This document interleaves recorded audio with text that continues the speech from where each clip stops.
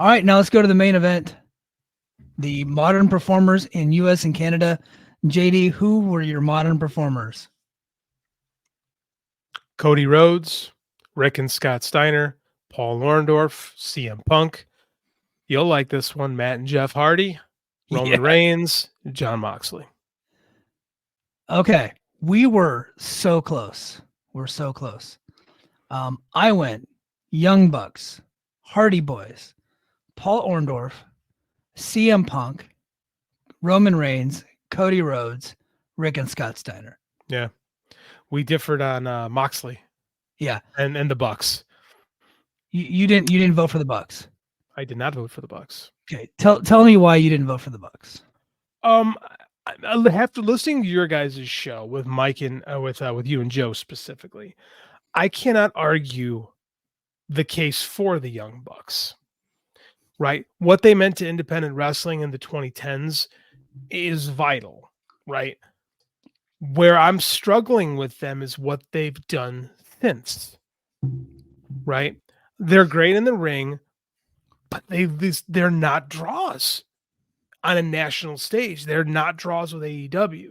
Like, we can put them in the Sting main event. Sting wanted to work with them, but Sting drew the house. Like the Sting retirement. Yeah, like Sting was going to draw that with Private Party. Yeah, exactly, 100%. Like, people turn off Young Bucks segments. They were given the keys to the kingdom this year and became they became the centers of the promotion, and it continued to slide. Yeah.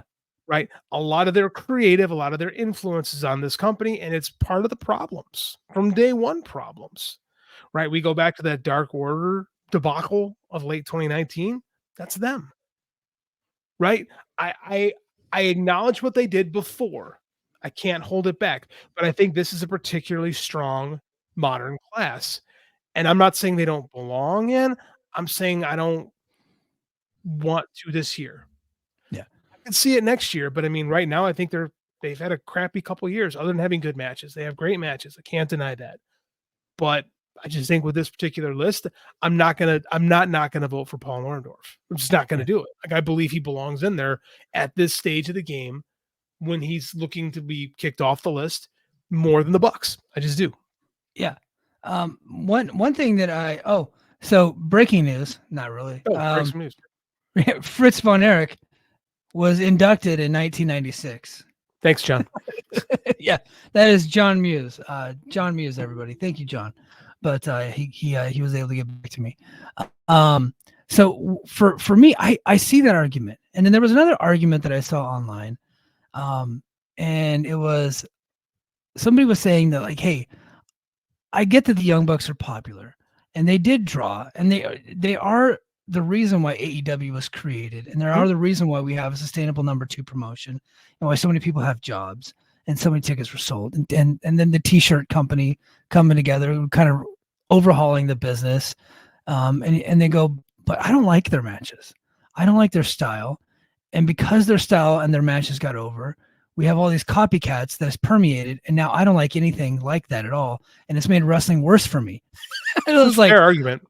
So I did see people saying I'm not going to vote for them because of that, because what they do I don't like, but because they got over, so many other people are doing it now, and everybody is like a Young Bucks copycat that's like a tag team out there. Like they spawned the Usos, right? Mm-hmm. They spawned, Private Party. They spawned, all these other teams, and they're doing some very similar matches, and they're kicking at a goddamn everything, right? And they're going forever, and it's kind of over dramatic, and so people don't like that. I happen to like the Young Bucks matches.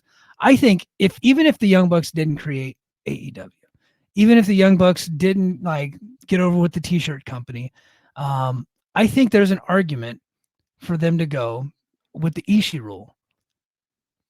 The Ishii got in. He's never drawn a dime. Ishii got in because of all the 5-star and 4.5-star matches and over.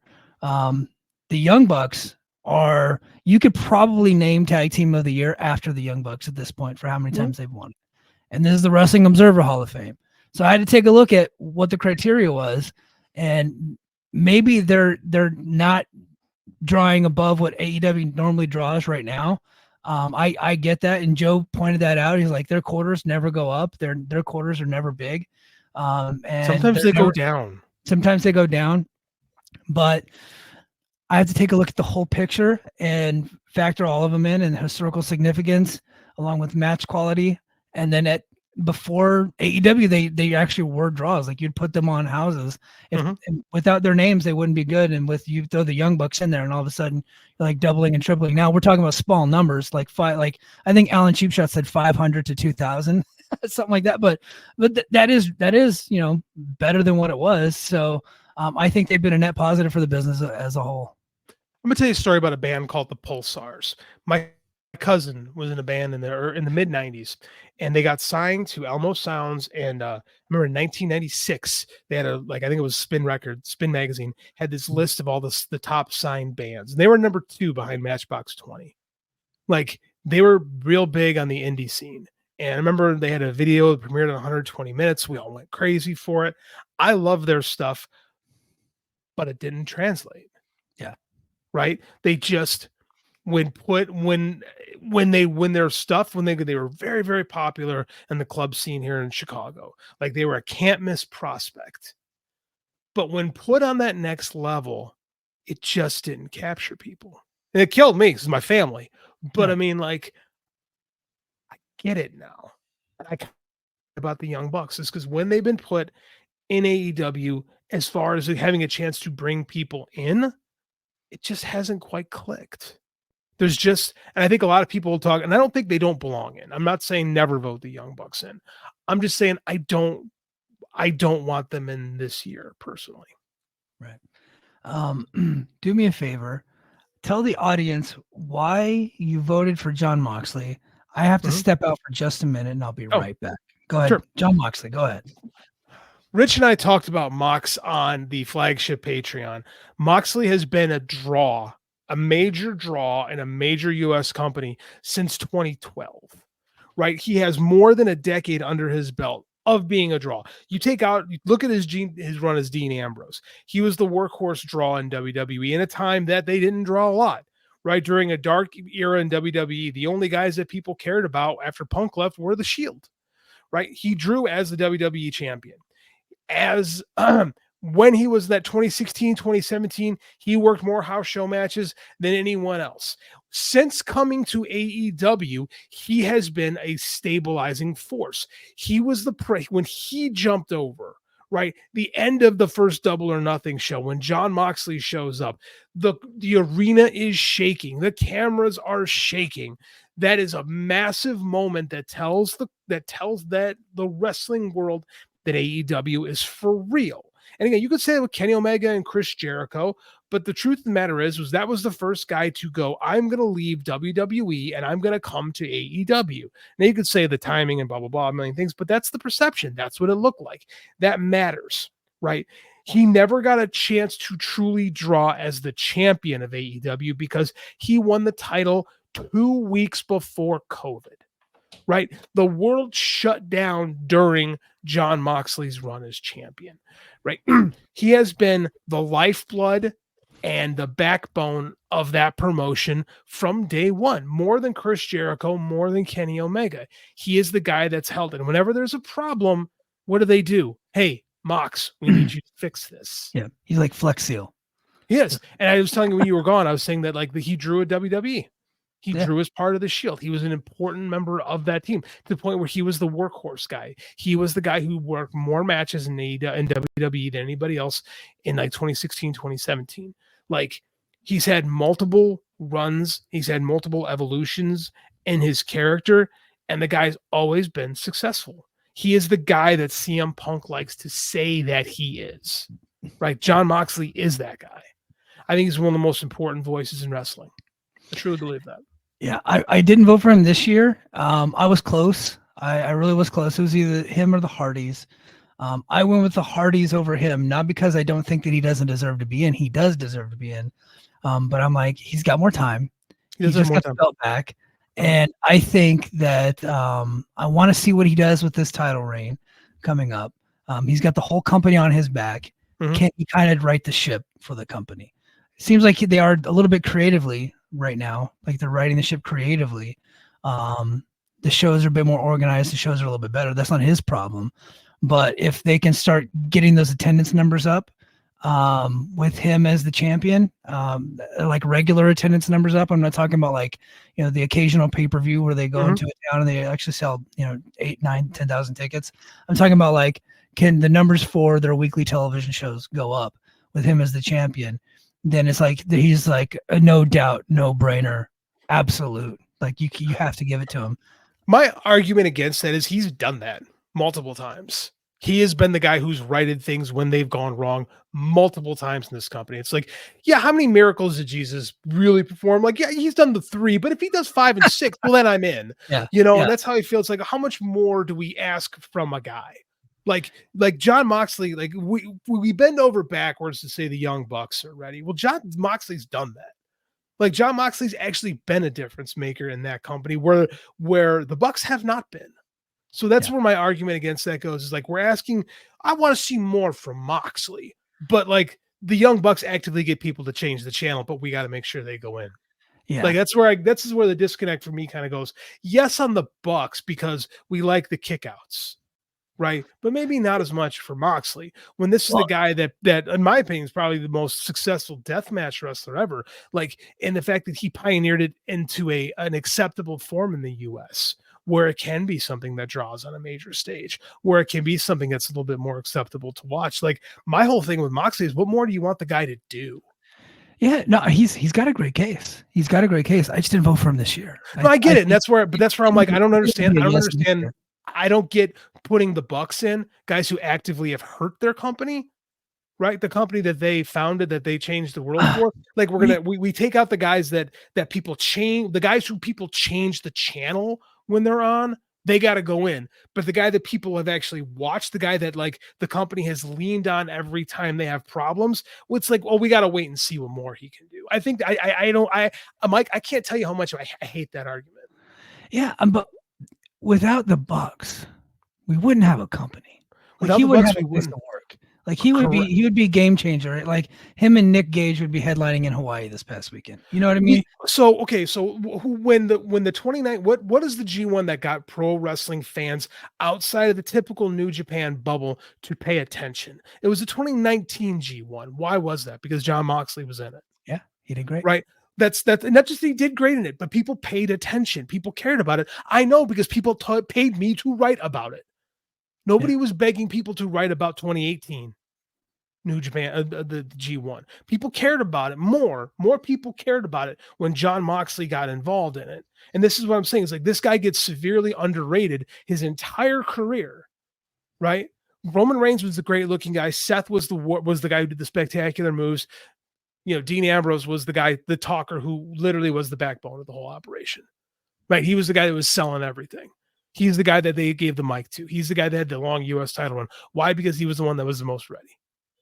Yeah. Like I'm saying, like it's always with Moxley. It's always, well, what else can you do? Like, when you do all this great stuff, right? Like, we lean on you, we rely on you. The Young Bucks, like, people actually turn the channel when they're on. So, I mean, I can't, this is where I can't understand. It's like the one that actively gets people to look away, the guys who have actually actively hurt the company when they've been on top, they're in. But the guy that's actually bailed them out numerous times, well, we got to wait on him. Do you think so? Now I've already voted for the Young Bucks, right?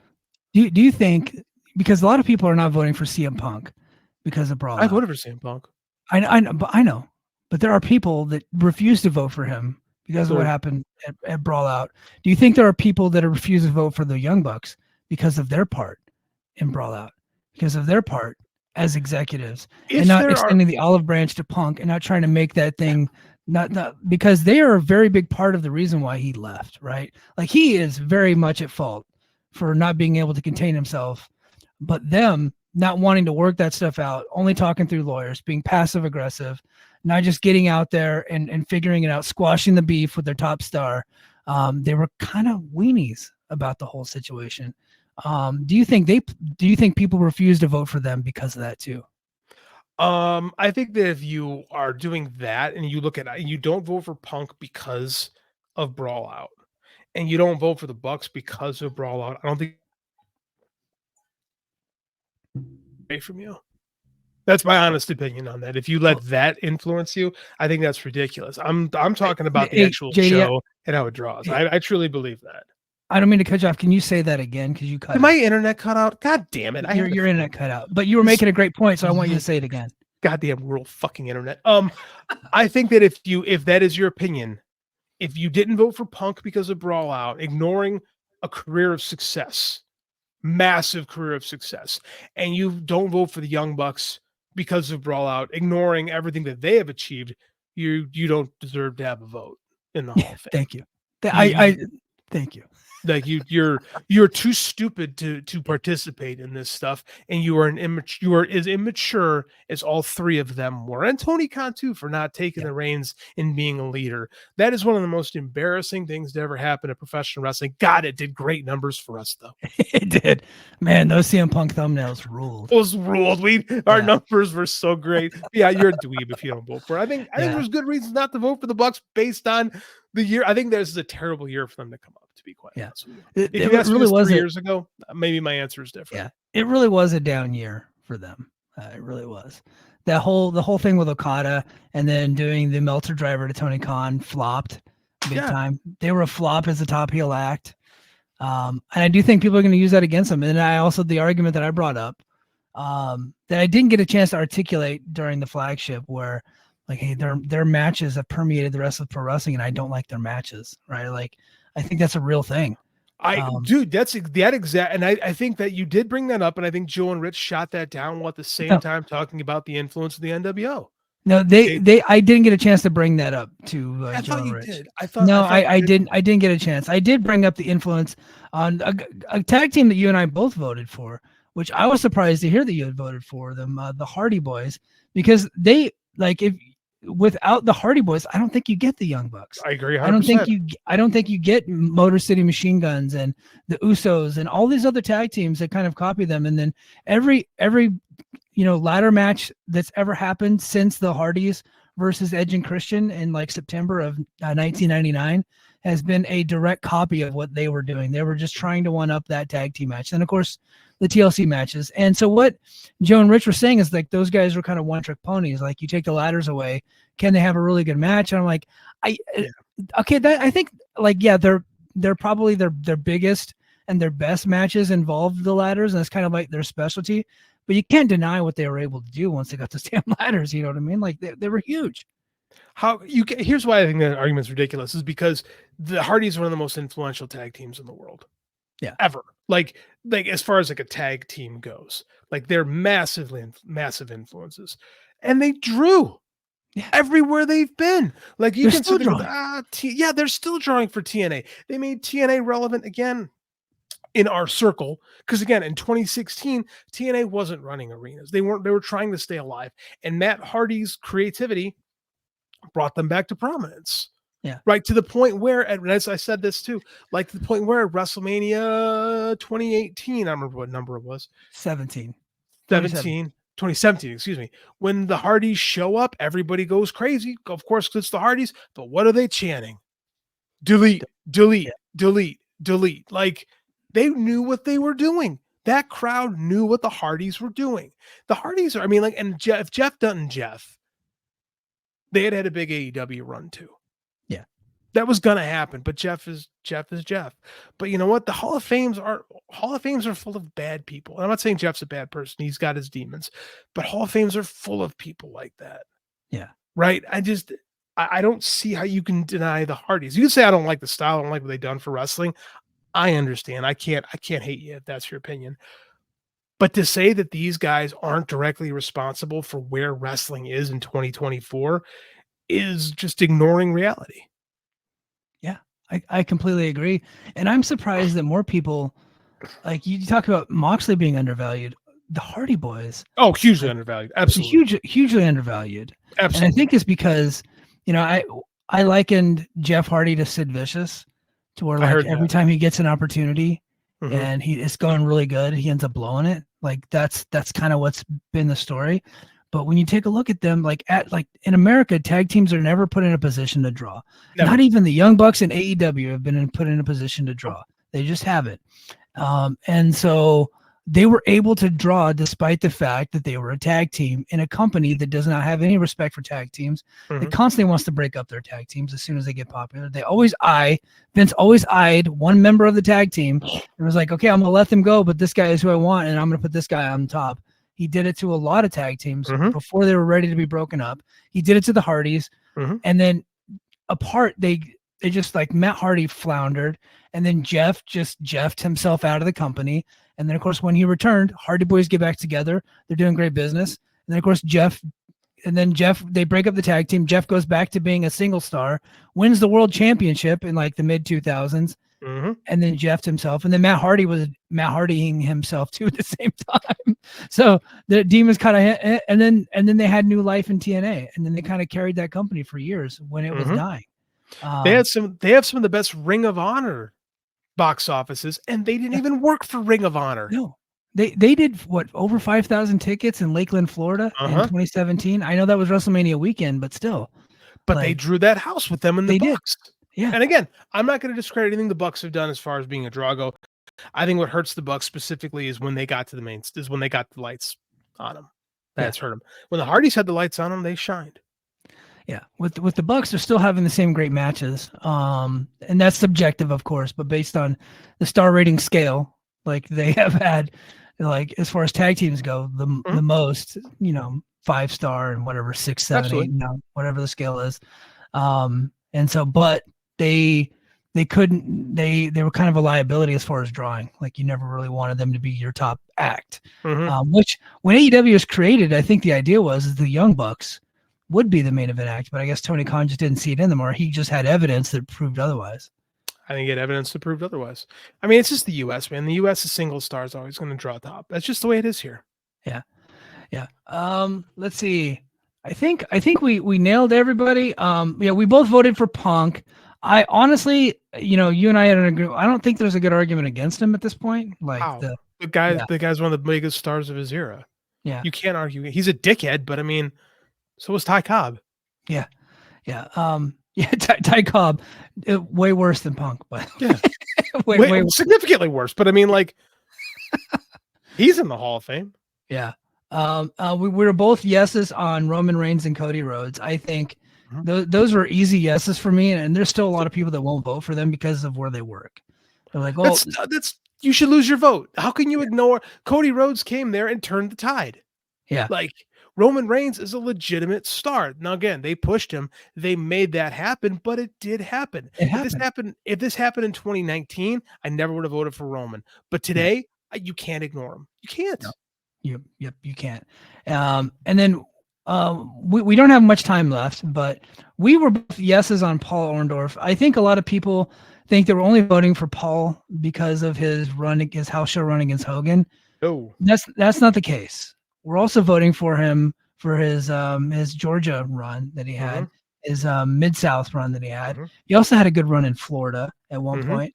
And then he was but a lot of that run, we don't have a lot of tape on it. And so that's difficult. So you have to get into the articles and figure it out. And then, so if you go read Dave's obituary on him, you'll actually learn a lot about Paul Orndorff, and that's why he's back on the ballot. People are realizing, like, hey, he was a much bigger star than we realized. The problem is like when he was at his brightest, aside from the Hogan feud, of course, that's when he was at his brightest. But before that, a lot of it wasn't really televised. But he was a major drawing card in many different territories, and he was Hogan's best drawing opponent of all time. They killed everywhere they went. It became, I says, Rich, this became the Hogan Orndorff feud became the template for the Hogan feud. Hogan has a buddy. Hogan's a dick to the buddy. The buddy gets mad and turns on Hogan. Yeah. Hogan ran that thing for a decade. Yeah. Right. And it always drew, but it started with Orndorff. Right. And they had two feuds. Right. Orndorff and him feud in 84 and 85. Right. Orndorff's the glue that holds the WrestleMania main event together. And then they turn Orndorff babyface and they turn him heel again. And they did massive business. Massive business. If that cage match with Hogan and Orndorff happens at WrestleMania 2 instead of the Bundy match, he's a for sure Hall of Famer. Everybody goes, oh, he main evented WrestleMania. Like, even though that he main evented a show that was bigger than WrestleMania until 3. Bigger than any WrestleMania aside from WrestleMania 3 in that era. Yeah, One because WrestleMania outdrew the that. Toronto, it was Sky Dome. They did what, Mhm. over 45,000 people? It wasn't even Skydome. It was what was there before. It was like the National Stadium or something like that. It did Okay. 60,000 people Yeah. for a house show. It Yeah. wasn't promoted. It was just a house show.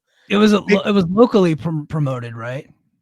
right, but it wasn't a national big thing. It Yeah. wasn't put on TV because it was just not the way it was done. Hogan Orndorff was a feud, and that was when they ran in Canada. They drew from Canada, from Toronto and Detroit, the way they always did, and it was huge. Like, you have to give Paul Orndorff his credit. Paul Orndorff was the first person to start doing TV commercials. Like, he changed the way Vince handled their stars. It was because Paul Orndorff got this Excedrin commercial, right? Because his body was carved from granite. Yeah. Like, Paul Orndorff is such an important figure in professional wrestling, and he's ignored. He's like largely ignored. People forget about it, and it's kind of infuriating to me.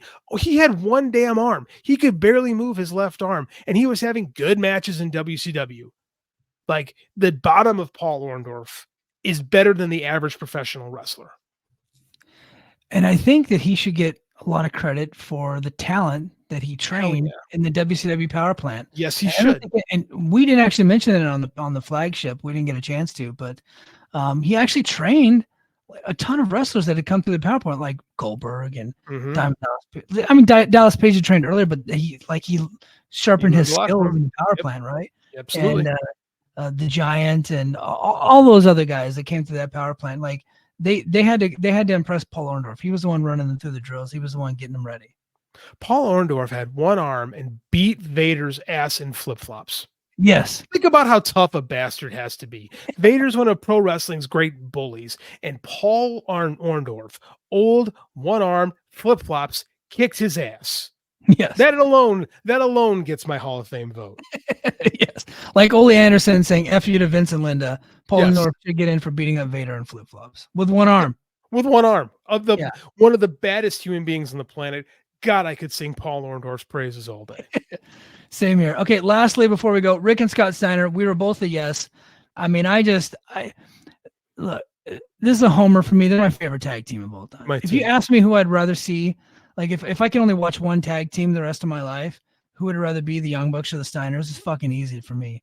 Steiners all day. I don't care what their star ratings were. And I went back and looked, and they did have decent star ratings. But back in the 90s, like the late 80s and then the early 90s in American TV, you were not really put in a position to have 5-star matches. That's just not what they did. Like, Steiners kicked fucking asses, and that was the point, right? Like, you don't have to go out there with some jobbers and then let them go 15 minutes, let them get a bunch of moves and kickouts on you. You beat the shit out of them, and that's what the Steiners did, and they were the best at it.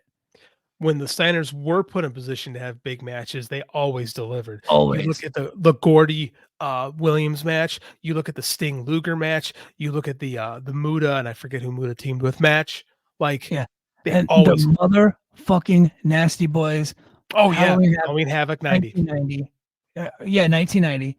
And you know what? Like, the Nasty Boys had some pretty damn good matches back in the day.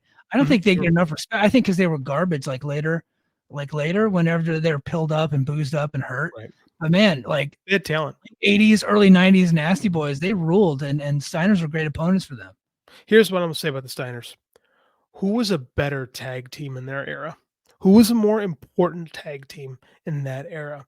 Who had the influence to change what an amateur wrestler is like in professional wrestling? Rich brought this up. How back in the day, like I said, he could hold him down with his mat skill. Dude, that ain't what wrestling is. Amateur wrestling, the stuff that they would do, like holding him down, silly holds, that ain't wrestling.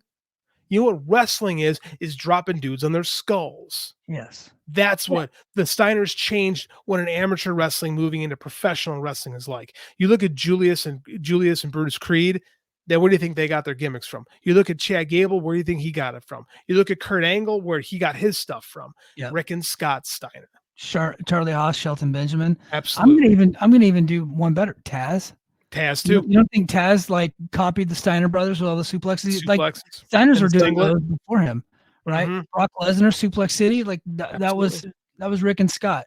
So everybody that came in with kind of a grappler's mentality that was doing the throws and the suplexes, obviously Benoit and those cats, all from the Steiners.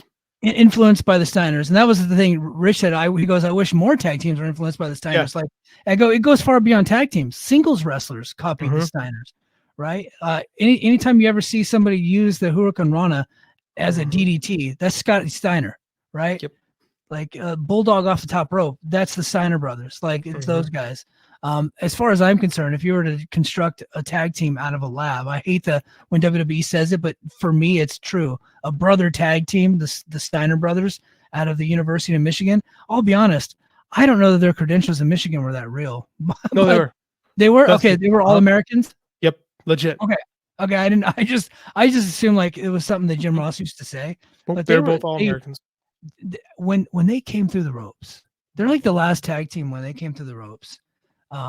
There was a sense of danger in the arena, right? Especially if there was a jobber in there. There's a jobber standing in the ring, like you knew shit was about to go down. Because you knew they're gonna fuck somebody up. Like, God, I cannot express how much I love watching the Steiner brothers wrestle. Like, you can keep your Young Bucks super kicks. Same with the Usos. Keep a bazillion super kicks. Give me one great throw. Yeah. Give me. I'll take.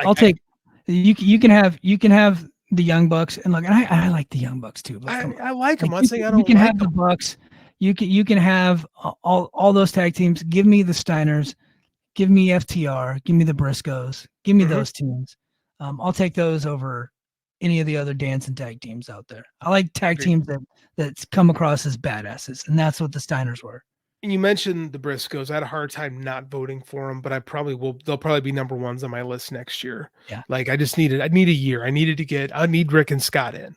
Yeah. I need Rick and Scott in. Like they belong. That was my thing. It's like, okay, the Briscoes versus Rick and Scott. Briscoes got them on the longevity. The problem with the Briscoes is their entire career was in Ring of Honor. Yep. Ring of Honor never made any money. And that sucks. And people are like, you can't hold that against them. It's like, well, you can, because they would have been mainstream had Jay not said what he said.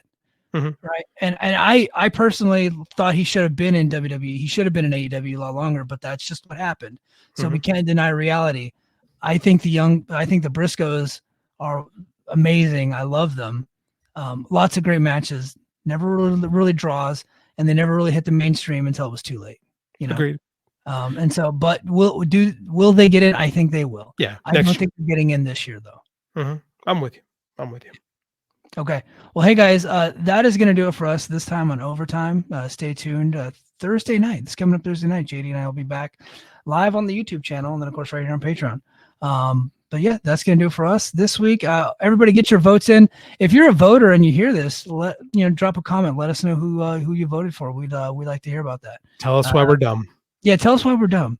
That would be great. All right, guys. Until next time, mahalo.